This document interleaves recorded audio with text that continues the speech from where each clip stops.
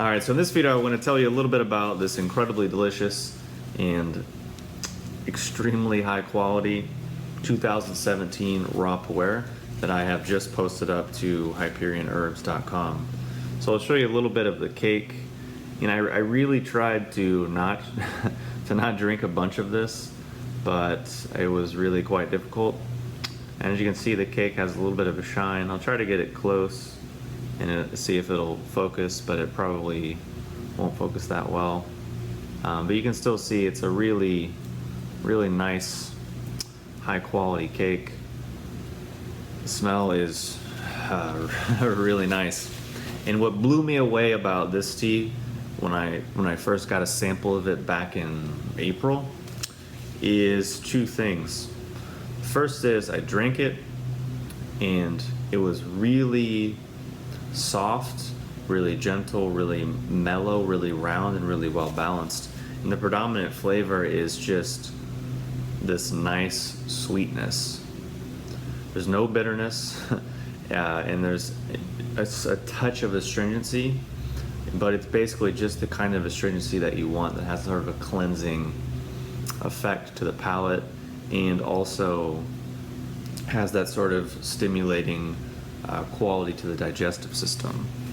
And a lot of raw pu'erh, a lot of young pu'erh, and I guess pu'erh in general that is of lower quality can be harsh, or people think it's incredibly stimulating or jacks them up, but that's usually because the quality is not really there, and it's either from really young tree or bushes, or it's contaminated, or it's not organic, or it's just low quality, or maybe it needs to chill out for a decade or two before it's really going to be ready to drink.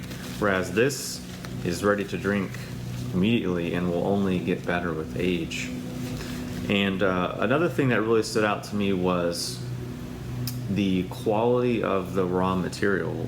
So what I mean by that is, click the link below, go to the website, you can see pictures of trees from the actual grove from which this was picked. And it's not single tree pu'erh. It's not something anyone I would claim, but it is actually this one grove of trees in this particular area, and then it's just purely that. There's no blending from other farms or other areas or other groves. It's just basically this one old batch of trees. And the farmer won't really say the age of the trees. They'll just sort of humbly laugh and say, oh, well, they're at least 100 years old. But if you just look at the pictures, look at the pictures of the trees, and you can see like there's something going on there. And actually in one of the pictures, you look at the picture and it's this tree and you're like, wow, that's a pretty big tree. And then you notice in the corner, there's actually a woman in the tree picking tea leaves. So why is that important? Well, it's basically going to give the tea a much deeper character, which deeper, it's this kind of this weird thing about really high quality tea is oftentimes the better it is, it can sometimes be more subtle. But it can be more subtle if you don't really know where to look, or you don't know what you're looking for. Because really good tea is sometimes different than our traditional palate, because we eat something, we taste it, and we expect immediately we're going to get hit with all of the flavors, and then we're going to swallow it, and that's going to pretty much, oh, that was good and that's done, but it's pretty much gone once we swallow it. Whereas really good pu'erh like this, really good tea in general, yes, we'll have some upfront flavor and sensation and texture, but really where it will shine is you'll swallow it and then it will come back. It will echo.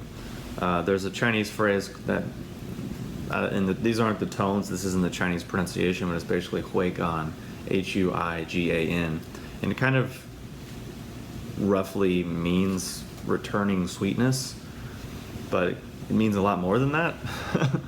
And it's sort of the limitation of translating that phrase into English. Another way to look at it is the echo, meaning you could drink this pu'erh, sit and have a nice session of it, and then half an hour, 40 minutes later, still in the back of your throat, you're still tasting it. So that's really more of the marker that they're going for, rather than, oh, delicious, it's sugary and tastes like blueberries, and then it's gone. Like, no, it's a more mature, more refined, more long-term, more patient type of approach. Because if you don't really have you don't know what you're looking for, like what I just described, then you might not really see it, because it won't necessarily punch you in the face, because, you know, this is coming from trees that are extremely old, with, you know, root systems that are going 30 feet in the ground. And so it just has a really different characteristic and personality, which I can't really think of many other foods or anything that I consume that has been on the planet for hundreds and hundreds of years. So that's just a little bit about this tea. Obviously, go to the website and read a little bit more. There's a little bit more of a write-up, but check out the pictures. It's really amazing stuff.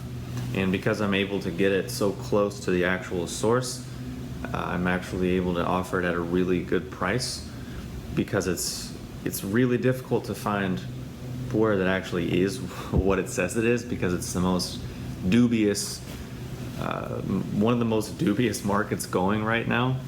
And then if you do actually get good stuff, the price is usually astronomical, or it's kind of on a need to know basis, meaning if you're not really in a circle of knowing people, you don't really access that material, because it usually just gets spread out to people that are in the know.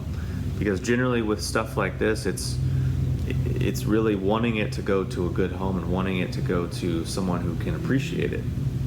And for me, that's really what tea is. It's not really like a huge money maker or a huge business thing. It's more so like, I mean, I'm content to buy this for myself and drink it.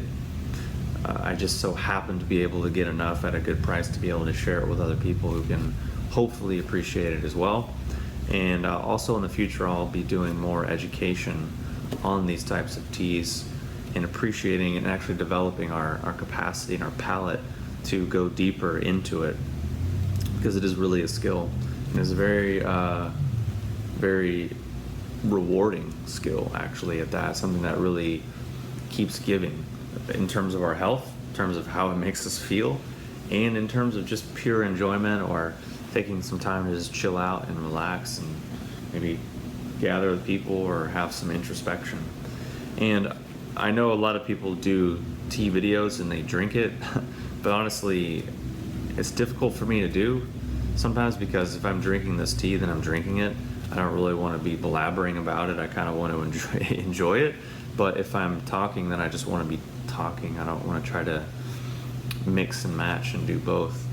That, and this tea you can feel it. I mean, after a few brews, you get this kind of, not a high, but it's a definite alteration that you feel from legitimate old tree raw pu'erh.